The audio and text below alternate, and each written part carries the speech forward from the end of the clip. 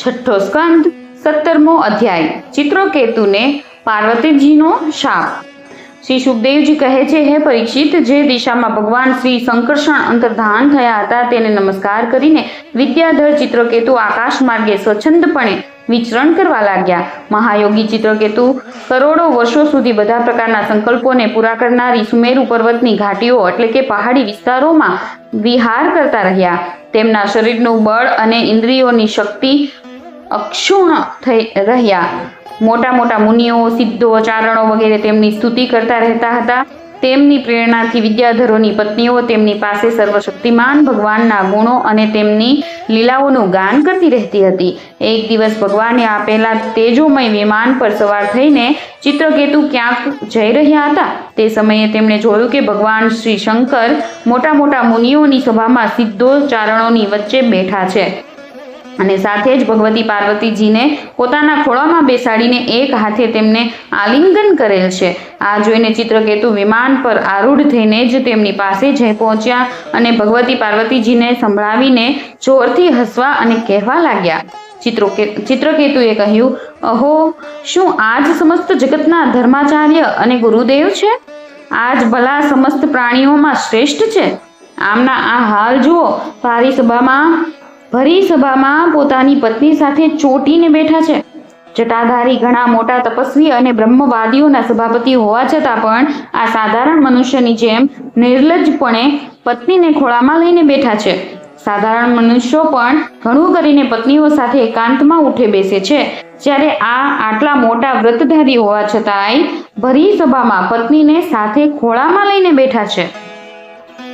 શ્રી સુખદેવજી કહે છે, ભગવાન શ્રી શંકરની બુદ્ધિ અગાધ છે। તેઓ ચિત્રકેતુના આ કટાક્ષ વચનો સાંભળીને હસી પડ્યા, પણ કશુંય બોલ્યા નહીં। તે સભામાં ઉપસ્થિત તેમના અનુયાયી સભાજનો પણ મૌન રહ્યા।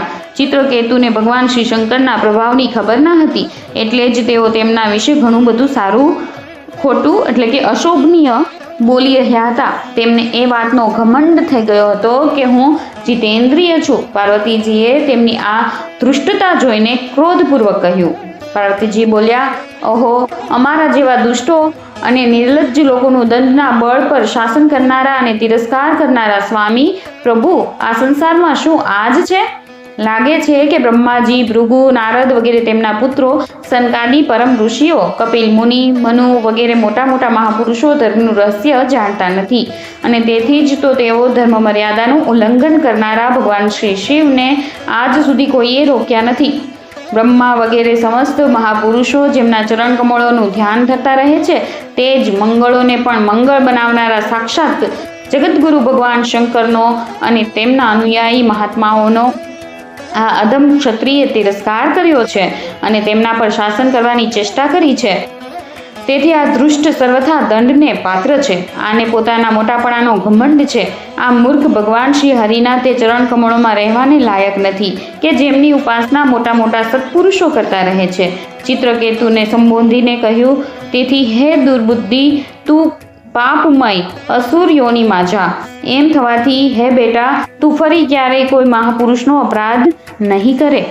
શ્રી સુખદેવજી કહે છે, હે પરીક્ષિત, પાર્વતીજીએ જ્યારે ચિત્રકેતુને આ પ્રમાણે શાપ આપ્યો ત્યારે તેઓ વિમાન પરથી ઉતરી પડ્યા અને માથું નમાવીને તેમને પ્રસન્ન કરવા લાગ્યા। ચિત્રકેતુએ કહ્યું, હે માતા, હું અત્યંત પ્રસન્નતાપૂર્વક પોતાના બંને હાથ જોડીને તમારા શાપનો સ્વીકાર કરું છું, કારણ કે દેવતાઓ મનુષ્યો માટે જે કંઈ કહી દે છે તે તેમના પ્રારબ્ધ અનુસાર મળનારા ફળની પૂર્વ સૂચના માત્ર એટલે કે પૂર્વ સંકેત જ હોય છે। હે દેવી, આ જીવ અજ્ઞાનને લીધે મોહિત થાય છે અને એ જ કારણે તે આ સંસારના ચક્રાવામાં ભટકતો રહે છે તથા હર હંમેશ સર્વત્ર સુખ દુઃખ ભોગવતો રહે છે।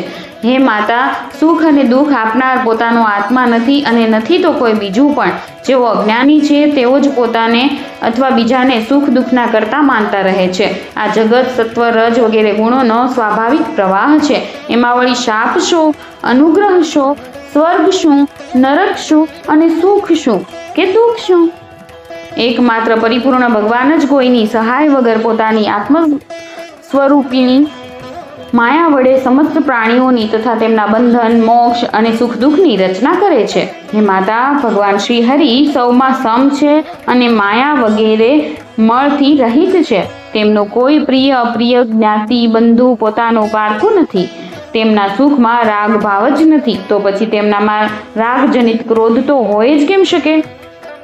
અને તેમ છતાંય તેમની માયાશક્તિના કાર્યો, પાપ અને પુણ્ય જ પ્રાણીઓના સુખ દુઃખના, હિત અહિતના, બંધન મોક્ષના, જન્મ મરણના અને આવાગમન એટલે કે સંસારમાં આવવું જવુંના કારણ બને છે. હે દેવી, હે સતી, હું શાપમાંથી મુક્ત થવા માટે તમને પ્રસન્ન કરી રહ્યો નથી. હું તો એ ઈચ્છું છું કે તમને મારી જે વાત અનુચિત લાગી છે તેને માટે તમે ક્ષમા કરો. શ્રી સુખદેવજી કહે છે, હે શત્રુદમન, ભગવાન શ્રી શંકર અને પાર્વતીજીને આ પ્રમાણે પ્રસન્ન કરીને વિદ્યાધર ચિત્રકેતુ તેમની સામે જ વિમાન પર આરૂઢ થઈને ત્યાંથી વિદાય થયા. આનાથી તે લોકોને ઘણું આશ્ચર્ય થયું. ત્યારે ભગવાન શ્રી શંકરે દેવો, ઋષિઓ, દૈત્યો, સિદ્ધો અને પાર્ષદોની સામે જ પાર્વતીજીને આ પ્રમાણે કહ્યું. ભગવાન શ્રી શંકરે કહ્યું, હે સુંદરી, દિવ્ય લીલા વિહારી ભગવાનના નિસ્પૃહ અને ઉદાર હૃદય દાસોનો મહિમા તમે પોતાની નજરે જ જોઈ લીધો ને. જે લોકો ભગવાનના શરણે થયેલા હોય છે તેઓ કોઈનાથી પણ ડરતા નથી, કારણ કે તેમને સ્વર્ગ, મોક્ષ અને નરકોમાં પણ એક જ વસ્તુના કેવળ ભગવાનના જ સમાન ભાવે દર્શન થાય છે. જીવોને ભગવાનની લીલાને લીધે જ દેહનો સંયોગ થાય છે અને એ કારણે સુખ દુઃખ, જન્મ મરણ, શાપ, અનુગ્રહ વગેરે દ્વંદ્વો પ્રાપ્ત થાય છે. જેમ સ્વપ્નમાં ભેદ ભ્રાંતિને લીધે સુખ દુઃખ વગેરેની પ્રતીતિ થાય છે અને જાગ્રત અવસ્થામાં પણ ભ્રાંતિને લીધે માળામાં દોરડામાં સર્પ બુદ્ધિ થાય છે, તેવી જ રીતે મનુષ્ય અજ્ઞાનને લીધે આત્મામાં દેવ, મનુષ્ય વગેરેનો ભેદ હોવાનું તથા તેના ગુણ દોષ વગેરે હોવાનું કલ્પી લે છે. જેમની પાસે જ્ઞાન અને વૈરાગ્યનું બળ છે અને જેઓ ભગવાન શ્રી વાસુદેવના ચરણોમાં ભક્તિભાવ રાખે છે, તેમને માટે આ સંસારમાં ભગવાન સિવાય બીજો કોઈ આશ્રય રહેતો જ નથી. હું બ્રહ્માજી, સનકાદી ઋષિઓ, નારદજી, બ્રહ્મપુત્ર, ભૃગુજી વગેરે મુનિઓ અને મોટા મોટા દેવતાઓ કોઈ પણ ભગવાનની લીલાનું રહસ્ય જાણવા પામતા નથી.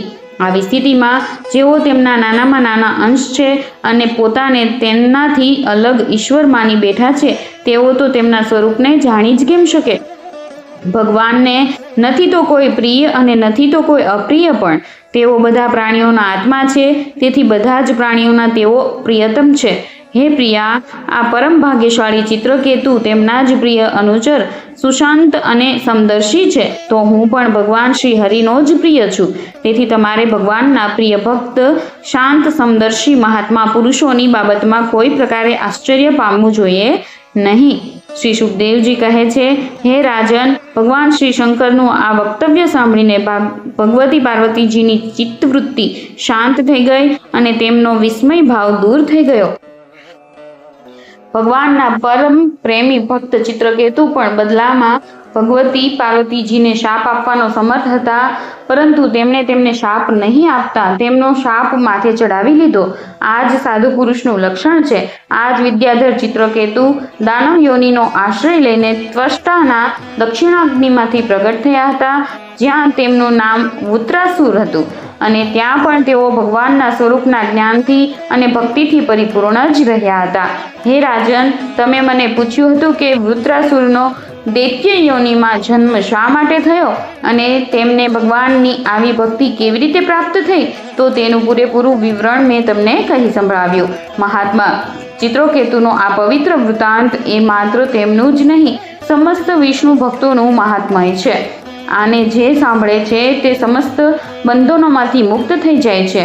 જે મનુષ્ય પ્રાતઃકાળે ઉઠીને મૌન રહીને શ્રદ્ધા સહિત ભગવાનનું સ્મરણ કરતા કરતા આ ઇતિહાસનો પાઠ કરે છે, તેને પરમગતિની પ્રાપ્તિ થઈ જાય છે. 6થા સ્કંદ અંતર્ગત ચિત્રકેતુને શાપ નામનો 17મો અધ્યાય સમાપ્ત.